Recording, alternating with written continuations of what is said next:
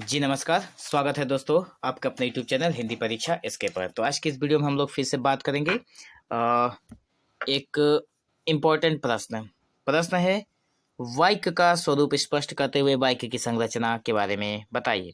तो आंसर में लिखेंगे वाक्य के स्वरूप और उसकी संरचना के बारे में। ठीक है, तो बढ़ते हैं आगे और देख लेते हैं। वाक्य जो है वो भाषा का वो इकाई है। वाक्य मतलब वो शब्द है भाषा का जिसके माध्यम से हम अपने विचारों, भावनाओं, सूचनाओं को व्यवस्थित रूप से व्यक्त करते हैं। वाक्य हो गया मतलब सेंटेंस, तो सेंटेंस में हम अपने विचारों को एक ढंग से प्रस्तुत करते हैं। यह शब्दों का ऐसा समूह होता है, इसमें शब्द से वाक्य बनते हैं। तो कई शब्दों से एक वाक्य बनता है। तो शब्दों का ऐसा समूह होता है जिसमें एक पूर्ण अर्थ होता है, मतलब जिसमें एक अर्थ हमें मिलता है। ठीक है, अगर बात हम भाषा का स्वरूप की करें तो भाषा का स्वरूप उसकी रचना, उपयोग और उद्देश्य के आधार पर निर्धारित होता है। वाक्य का स्वरूप तीन मुख्य तत्वों पर आधारित होता है। ठीक है, तो वाक्य का स्वरूप ना, तो वाक्य का स्वरूप जो तीन मुख्य तत्वों पर आधारित होता है। पहला है विचार की पूर्णता। वाक्य तभी होगा जब आपके विचार पूर्ण होंगे। वाक्य में किसी विचार या भावना को पूर्णता से व्यक्त किया जाता है। जैसे उदाहरण के तौर पर मैं स्कूल जा रहा हूँ, ये शब्द अपने आप में पूरा है। ये जो शब्द दिए गए हैं, जिसे वाक्य बना है, ये अपने आप में पूरा एक अर्थ निकालता है। ठीक है, अगर ऐसा रहेगा मैं स्कूल, तो आप समझ नहीं पाएंगे। स्कूल जा रहा है, खा रहा है, या फिर और कुछ जो भी घटना घटी है, कुछ नहीं समझ में आएगा। इसलिए वाक्य जो है वो अपने आप में एक पूरा संपूर्ण पूर्णता व्यक्त करते हुए अपनी जगह बनाता है। व्याकरणिक उसमें संरचना होती है, जिसमें व्याकरण में वाक्य में व्याकरण के नियमों का पालन किया जाता है। जिसमें उदाहरण के तौर पर अगर हम लोग देखें तो उदाहरण के तौर पर पुस्तक मेज पर है, व्याकरणिक रूप से सही है। पुस्तक जो है वो मेज पर है। अगर हम लोग बोले मेज पुस्तक पर है, तो नहीं हो सकता। संदर्भ और प्रयोजन के हिसाब से वाक्य का उपयोग संदर्भ और प्रयोजन के हिसाब से भी होता है। संदर्भ किस तरीके का है और उसका कैसा प्रयोजन है, उसी के हिसाब से हम लोग इसका प्रयोग करते हैं। उदाहरण के तौर पर प्रश्नवाचक वाक्य, आज्ञावाचक वाक्य, जो कि हमारे संदर्भ और प्रयोजन के हिसाब से होते हैं। वाक्य की संरचना की अगर हम बात करें तो वाक्य की संरचना शब्दों और उनके व्यवहारिक संबंधों पर आधारित होता है। जो शब्द होते हैं और उनके शब्दों के जो व्यवहारिक नहीं व्याकरणिक जो संबंध होते हैं, उसके ऊपर आधारित होता है वाक्य की संरचना। संरचना का मतलब क्या है? संरचना का मतलब हो गया उसकी बनावट। इसे निम्न प्रकार से समझा जा सकता है, जिसमें पहला है वाक्य के आवश्यक घटक। वाक्य के आवश्यक घटक कौन कौन से हैं? कौन कौन सी चीज चाहिए जब आप वाक्य बनाएंगे? तो किसी भी वाक्य बनाने के लिए आपके पास विषय मतलब सब्जेक्ट होना बहुत जरूरी है। वाक्य में जिस व्यक्ति, वस्तु या विषय के बारे में कुछ कहा जाता है, वही है हमारा विषय। जैसे उदाहरण के तौर पर राम किताब पढ़ रहा है, तो किसके विषय में कहा जा रहा है? राम के विषय में। राम हो गया हमारा यहाँ पे विषय। ठीक है, क्रिया की अगर बात करें तो वाक्य में क्रिया, कार्य, अवस्था या घटना को व्यक्त करने वाला शब्द है। आप लोग ये सारी चीजें जानते हैं, बस रिवाइज करने की जरूरत है। क्रिया वो है जो हम लोग करते हैं। तो यहाँ पे अगर उदाहरण के तौर पर अगर हम लोग बात करें तो राम पढ़ रहा है, तो राम क्या कर रहा है? तो राम पढ़ रहा है। ठीक है ना? तो क्या शब्द को जोड़ने से उस उत्तर के साथ आप लोगों का आंसर निकल जाएगा। राम क्या कर रहा है? तो राम पढ़ रहा है। तो पढ़ शब्द हो गया हम लोगों का क्रिया। विधान की अगर बात करें तो विधान हम हो गया हम लोग प्रेडिकेट, जिसमें वाक्य का वो भाग जो विषय के बारे में जानकारी देता है। हम लोग सब्जेक्ट और प्रेडिकेट पढ़े होंगे, उद्देश्य और विधेय, विधान लिखा हुआ है यहाँ पे। ठीक है, विधेय। तो वाक्य का वो भाग है जो हमें विषय के बारे में बताता है कि विषय क्या है। राम किताब पढ़ रहा है। यहाँ पे जो राम है वो क्या पढ़ रहा है? किताब पढ़ रहा है। तो राम हो गया विषय और उसके बारे में बता रहा है कि वो पढ़ रहा है, वो हो गया विधेय। तो हो गया। वाक्य के अन्य भाग भी हैं, जैसे कि कर्म है। कर्म के बारे में भी बातें की गई, जिसमें ऑब्जेक्ट, कर्म को हम लोग ऑब्जेक्ट बोलते हैं। वाक्य में वो शब्द जिस पर क्रिया का प्रभाव पड़ता है। वाक्य का वो शब्द जिस पर क्रिया का प्रभाव पड़ता है। यहाँ पे वह पुस्तक पढ़ रहा है। यहाँ पर पढ़ने का जो भार है वो किसके ऊपर पड़ रहा है? पुस्तक के ऊपर पड़ रहा है। ठीक है, तो पुस्तक हो गया यहाँ पे हमारा कर्म। ठीक है, पुस्तक हो गया हमारा कर्म। राम वह हो गया हमारा जो है वो तो संज्ञा सर्वनाम है। और पढ़ना जो हो गया वो हो गया हम लोगों का क्रिया।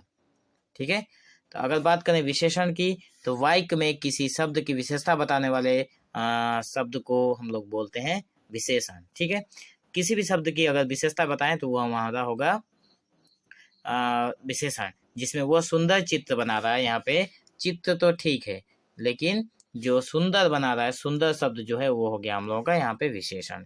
क्रिया विशेषण हो गया यहाँ पे क्रिया विशेषण या अन्य क्रिया विशेषण की विशेषता बताने वाले शब्द, जैसे वो धीरे धीरे चला, वो तो चल रहा था, ठीक है, चलने का काम कर रहा था, लेकिन कैसे चला, धीरे धीरे। क्रिया किस तरह से हुई, धीरे धीरे हुई, इसलिए हो गया क्रिया विशेषण। तो वाक्य की संरचना के प्रकार भी देखेंगे हम लोग। तो वाक्य की संरचना के प्रकार हैं सरल वाक्य, संयोजक वाक्य और मिश्र वाक्य। 3 है, और 4 नंबर है मिश्र समुच्चय वाक्य। तो जिसमें से सरल वाक्य हो गया हम लोग एक विषय और एक विधान से बना होता है। सरल वाक्य जो होता है जिसमें एक ही विषय होता है और एक ही उसमें एक सब्जेक्ट और एक प्रेडिकेट होता है। राम खेल रहा है, ठीक है, ये हो गया हम लोगों का सरल वाक्य। संयोजक वाक्य अगर बोले तो जिसमें हम लोग कंपाउंड सेंटेंस बोलते हैं, तो 2 या अधिक स्वतंत्र वाक्यों को संयोजक करके जैसे और लेकिन, इन सारे ये जो शब्द दिए गए हैं जैसे और लेकिन, इन शब्दों से अगर बीच में कहीं जोड़ा लगा होगा सेंटेंस के बीच में, तो ये हो गया हम लोगों का संयोजक वाक्य। जैसे कि राम पढ़ रहा है और श्याम खेल रहा है, ये हो गया यहाँ पे। और जो है आप लोग देखना यहाँ पे जो और है, ये हो गया हम लोगों का संयोजक वाक्य, ठीक है।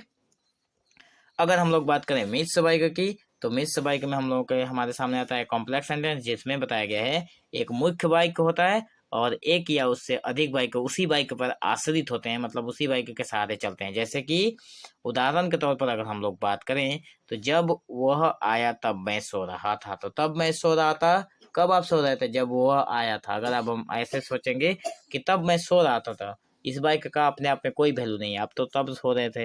लेकिन जैसे ही आप बोलेंगे तब मैं सो रहा था, तो सामने वाला व्यक्ति आपको बोलेगा आप कब सो रहे थे, तो जब वो आया था। तो इसका पूरा का पूरा भार किसके ऊपर जा रहा है, जब वो आया था।